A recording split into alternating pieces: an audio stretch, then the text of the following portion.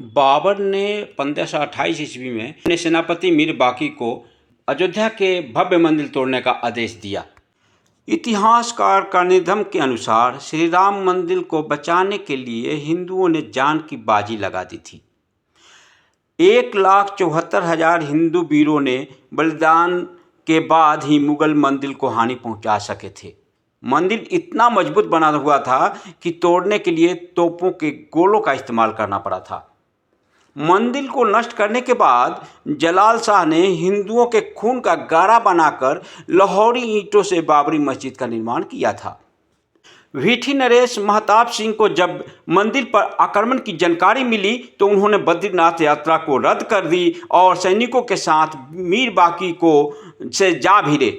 17 दिनों तक चली भीषण जंग में दोनों ओर से असंख्य सैनिक मारे गए। अंत में महताब सिंह समेत राम भक्त बिरध के हरि की वीरगति को प्राप्त हुए।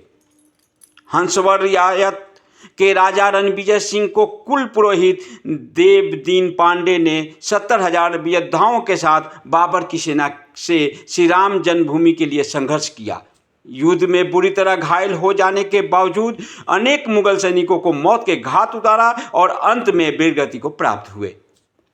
हंसवार रियायत के राजा रणविजय सिंह को अपने पुरोहित देवदीन पांडे के मृत्यु का समाचार मिला तो उन्होंने अपने महारानी जय कुंवरी को सत्ता सौंप दी और खुद 25,000 सैनिकों को लेकर श्री राम जन्मभूमि मुक्त कराने के लिए निकल पड़े और अंत में वीरगति को प्राप्त हुए।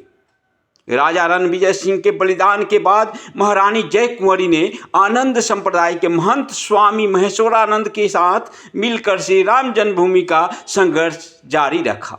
स्वामी महेश्वरानंद के नेतृत्व में मठों, मंदिरों और आखड़ों के असंख्य नागा संप्रदायी, गौ रक्षापंथी, दिगंबर, निर्मोही, निर्मले और निर्वाणी साधुओं ने भी अस्त्र उठा लिया। उन्होंने शत्रुओं पर छापामार युद्ध नीति अपनाई और मीर बाकी को इतना डर गया कि वो ताशकंद भाग गया। हुमायूं के काल में भी महारानी जय कुंवरी और स्वामी महेश्वरानंद लगातार संघर्ष करते रहे। इन्होंने 10वें युद्ध में सफलता मिली और श्री राम जन्मभूमि 2-3 सालों तक मुगलों से मुक्त रही। बाद में दोनों योद्धाओं मुगलों की विशाल सेना से लड़ते हुए वीरगति को प्राप्त हुए। अकबर के समय कोयम्बटूर से आए रामानुज संप्रदाय के स्वामी बलराम आचार्य ने श्री राम जन्मभूमि को मुक्त कराने के लिए विश्व युद्ध लड़े। बाद में बीरबल को टोडरमल की सलाह पर अकबर ने वहां एक छोटा मंदिर बनाने का अनुमति दे दी और शाहजहां के काल तक उस मंदिर में निर्विघ्न पूजा होती रही। 90 वर्ष तक पूजा होने के बाद औरंगजेब ने अपने सिपाही सलाहर जंबाज खां को सेना समेत मंदिर नष्ट करने के लिए भेजा। अयोध्या में अहिल्या घाट पर परशुराम मठ था, वहाँ बाबा वैष्णव दास रहते थे। उनके साथ चिमटाधारी साधुओं ने अपने चिमटा और त्रिशूलों के साथ मंदिर की रक्षा की और जंबाज खां को उल्टे पांव भागना पड़ा था।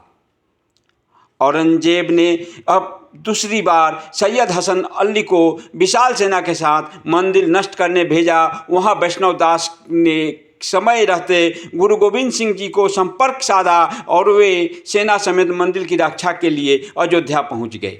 उन्होंने साधु सेना के साथ मिलकर मुगल सेनाओं को धूल चटा दी। हसन अली शहादतगंज के मोर्चे पर मारा गया। 1664 में औरंगजेब ने फिर एक विशाल सेना लेकर मंदिर तोड़ने के लिए भेजी, लेकिन तब तक गुरु गोविंद सिंह वहां से लौट चुके थे। मुगल सेना ने चबूतरे पर बने लघु मंदिर को तोड़कर गड्ढा बना दिया, लेकिन श्रद्धालुओं ने वहीं आकर पूजा करते रहे। अमेठी के राजा गुरुदत्त सिंह और पिपरा के राजकुमार सिंह ने नवाब सादत अली के से श्री राम मंदिर के लिए संघर्ष जारी रखा। हिंदुओं ने लगातार हमलों से तंग आकर नवाब ने पूजा और नमाज दोनों को अनुमति दे दी। आज़ादी से पहले एक अंग्रेज सिपाही अब्दुल बरकत ने फैजाबाद जिलाधीश के नायर के सामने बयान दिया था कि 22-23 दिसंबर 1941 की रात करीब 2 बजे उन्होंने मस्जिद के अंदर हल्की रोशनी देखी थी, जो बाद में सुनहरी हो गई। उसके बाद घुंघराले बालों वाले 4-5 साल का एक सुंदर बालक को देखकर वह हैरान हो गए। थोड़ी देर बाद देखते हैं कि मुख्य द्वार पर ताला टूटा हुआ है और मस्जिद में हिंदुओं की भीड़ लगी हुई है। एक सिंहासन पर मूर्ति रखकर पूजा हो रही है। राम मंदिर के आंदोलन के दौरान मुलायम सिंह यादव ने कहा था कि विवादित ढांचे पर परिंदा भी पर नहीं मार सकता। 30,000 से ज़्यादा सुरक्षाकर्मी अयोध्या में तैनात कर दिए गए थे। लेकिन कोलकाता के कोठारी बंधुओं ने मुलायम सिंह के दावे को हवा निकाल दी। 23 साल के राजकुमार कोठारी और 20 साल के शरद कोठारी राम मंदिर के प्रति इतने समर्पित थे कि 200 किलोमीटर की रास्ता उन्होंने पैदल तय किया था, क्योंकि अयोध्या पहुंचने वाले सभी साधन रोक दिए गए थे। 30 अक्टूबर 1990 को विवादित ढांचे पर सबसे पहले चढ़ने वाला युवक शरद कोठारी था।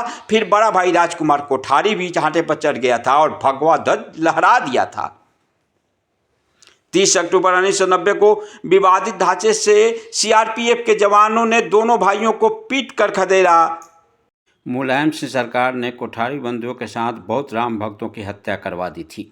श्री राम मंदिर के पक्ष में सुप्रीम कोर्ट के फैसला आने के बाद अयोध्या और आसपास के 105 गांवों के सूर्यवंशी क्षत्रिय परिवारों ने 500 साल बाद सिर पर पगड़ी और पैरों में चमड़े के जूते पहनकर अपने प्रण को पूरा किया।